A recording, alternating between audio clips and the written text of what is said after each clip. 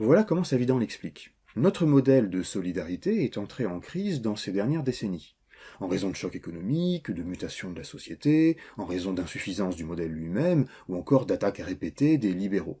Mais ça fait que, dans ce contexte, va se développer la croyance qu'on ne pourra plus s'en sortir collectivement.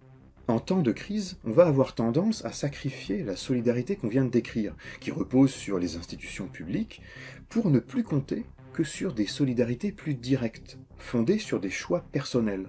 Je donne pour telle ou telle cause qui me semble importante, ou sur des liens affectifs. Je fais une avance sur héritage à mes petits-enfants. Ça, ce sont des aides monétaires, mais on peut aussi penser par exemple au nombre considérable d'heures que les Français consacrent au bénévolat. Mais on pourrait aussi imaginer comme exemple une association de parents d'élèves qui se bat contre un redécoupage de la carte scolaire qui aurait favorisé plus de mixité sociale dans l'établissement de leurs enfants. Bref, ce sont des pratiques de solidarité ou d'entraide où l'individu veut choisir à qui ou à quoi il consacre ses ressources. Mais on voit bien que le repli sur des solidarités restreintes ou choisies ne signifie pas nécessairement égoïsme ou individualisme.